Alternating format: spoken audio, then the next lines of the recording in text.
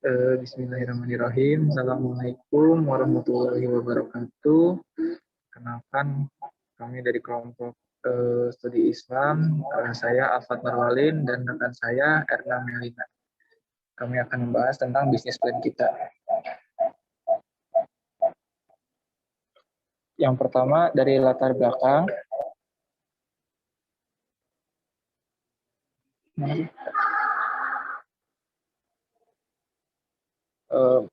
Makanan merupakan suatu kebutuhan masyarakat, baik sebagai kebutuhan kuliner atau jajanan, maupun kebutuhan pokok. Nah, bisnis makanan ini memiliki pangsa pasar sendiri, yaitu pemuda seperti remaja, mahasiswa, dan masyarakat. Penggemar kuliner. Salah satu bisnis makanan yang saat ini digemari adalah ayam penyet, terutama bagi para penyuka sambal. Banyaknya penggemar ayam penyet meliputi kalangan bawah sampai kalangan atas menjadikan bisnis ini sebagai bisnis yang menjanjikan untuk memberikan keuntungan dan tidak mudah mengalami penurunan karena bisnis ini bukan merupakan bisnis musiman. Nah, di sini saya akan menjelaskan tentang gambaran produknya. Produk ayam penyet ini merupakan makanan instan sehat yang bergizi dan memiliki potensi untuk bertahan dan terus berkembang seiring dengan meningkatnya kebutuhan kuliner masyarakat.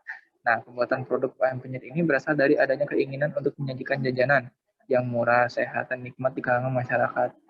Nah, usaha ini dipilih karena tingginya jumlah masyarakat penggemar kuliner khususnya di kalangan penggemar ayam penyet. Proyeksi keuntungan yang dihasilkan cukup besar serta besarnya peluang untuk sukses karena bisnis ini bukan merupakan bisnis musiman dan dapat terus berkembang melalui berbagai rasa. Nah, di sini saya akan menjelaskan tentang visi dan misinya.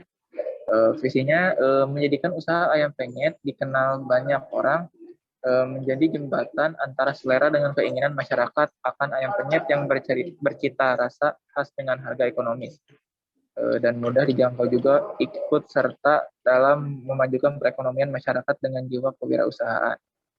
Dan misinya, adapun misinya dan sebagai berikut. Yang pertama, memberikan rasa dan ciri khas yang berbeda dari ayam penyet lain. Yang kedua, menjaga dan meningkatkan kualitas ayam penyet. Yang ketiga, bekerja sama dengan peternak ayam dan terpercaya. Nah, ini jenis logo kitanya kurang lebih seperti ini. Karena mau analisis SWOT-nya enggak?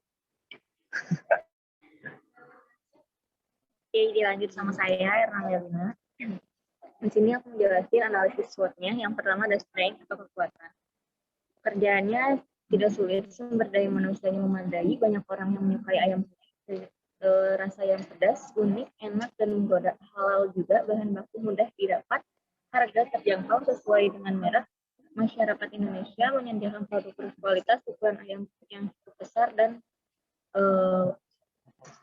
cukup besar dalam proporsinya. Terus ada weakness-nya atau kelemahan.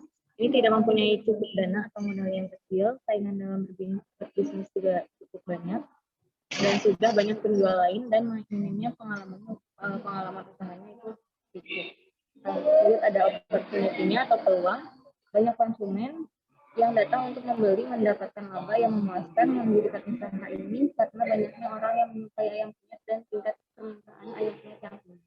Terus treatment-nya atau ancamannya sendiri yaitu kurangnya dana, persaingan dengan pedagang lain, mempunyai produk lain yang lebih berkembang, standarisasi mutu, perubahan selera masyarakat, dan harga bahan baku yang bumbunya cukup kreatif. Lanjut ke target pasar, yaitu ada segmentasinya. Ini kita kepada kalangan remaja, mahasiswa maupun orang tua dari usia 14 sampai 40 tahun yang sedang berjalan-jalan siang ataupun yang jarang memasak pada malam hari. Terus kedua ada targetnya, yaitu ada remaja, mahasiswa, masyarakat sekitar, dan masyarakat umum. Berjenis kelamin perempuan dan laki-laki atau semua kalangan yang menyukai berbagai jajanan atau wisata kuliner serta tentunya punya pemikiran cerdas. Lanjut ke positioningnya, ada ayam penyet yang sehat dan bergizi karena memiliki banyak khasiat bagi kesehatan serta harganya terjangkau dengan cita rasa yang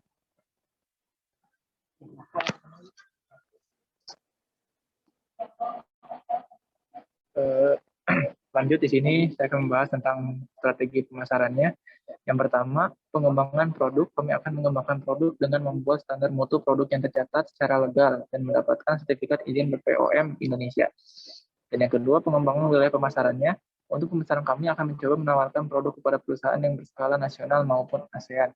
Guna mengembangkan produk kami yang khas serta membuka joint venture kepada investor yang ingin menanamkan modalnya di produk kami. Dan yang terakhir, membuka cabang di kawasan publik. Nah, dan yang terakhir ketiga, ada kegiatan promosi. Kami berencana untuk menciptakan website produk kami sendiri, sehingga semua masyarakat dari berbagai penjuru dapat mengakses produk kami. Dan kami juga berusaha untuk menyediakan pelayanan delivery order kepada pelanggan untuk kedepannya.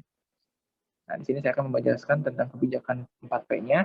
Yang pertama ada produk, kebutuhan akan makanan nikmat dan berciri khas kuat yang dibutuhkan di semua kalangan remaja, orang tua, dan kalangan para pekerja yang sibuk dengan pekerjaan, sehingga menginginkan makanan yang siap saji dan praktis. Memiliki packaging menggunakan styrofoam untuk membungkus dan dipiring untuk yang makan di tempat. Yang kedua ada price-nya, harga dari segala bahan relatif murah dan mudah ditemukan. Modal promisinya relatif kecil agar menghasilkan profit besar dan berlipat, memiliki harga 11.000 per porsi dalam bentuk sudah matang.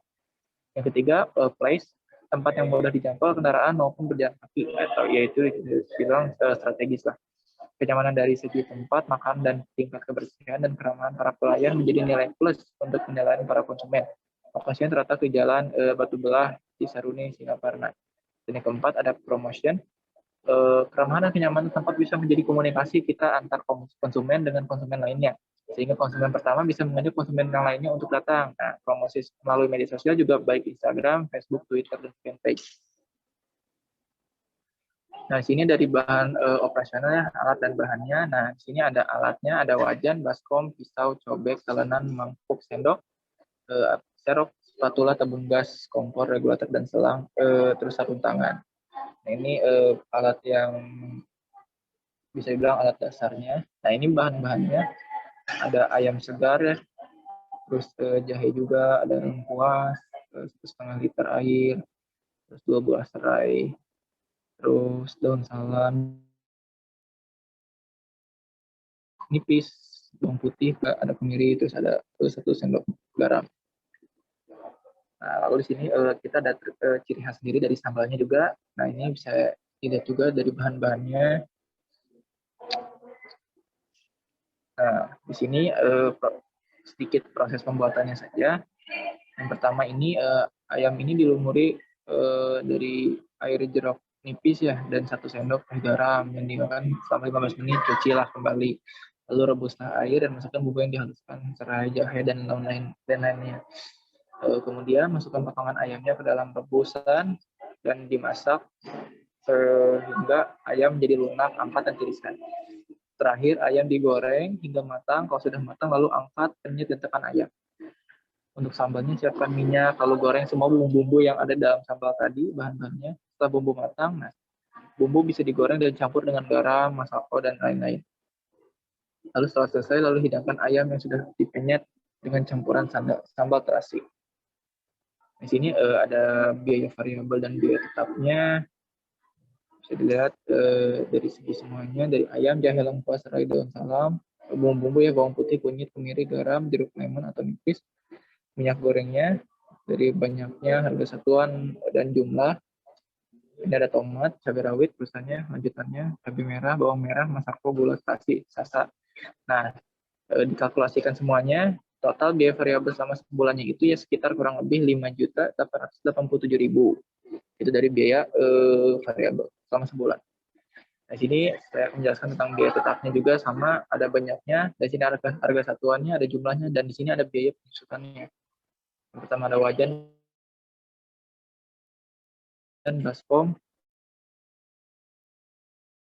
serok, spatula, tabung gas, kompor, regulator, selang, dan sarung tangan. Total semua biaya tetapnya sebulan itu sebesar dari jumlahnya 823.800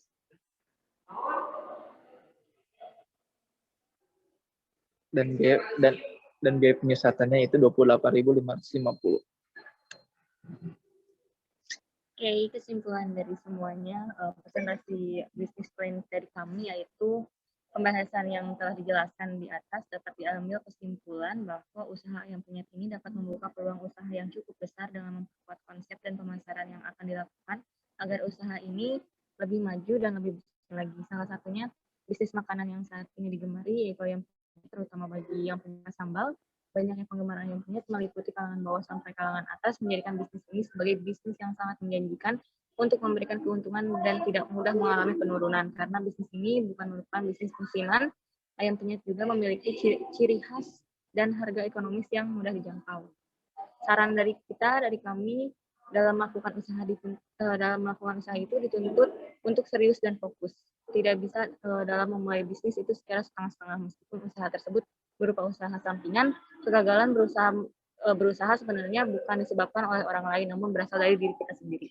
Dengan demikian, ketekunan dalam menjalankan usaha adalah salah satu keharusan. Perhitungan yang matang selayaknya dilakukan di awal memulai usaha, karena sekali kita salah dalam perhitungan di awal, maka yang terjadi adalah efek berantai, di mana kita akan terus-menerus mengalami kesalahan, yaitu modal terus berkurang, dan sudah sewajarnya apabila kita ingin memulai usaha, belajar kepada mereka yang lebih sukses agar kita dapat memilah dan memilih agar terhindar dari resiko yang lebih besar lagi. Oke, sekian mungkin dari kami, presentasi dari kelompok studi Islam kami. Wassalamualaikum warahmatullahi wabarakatuh.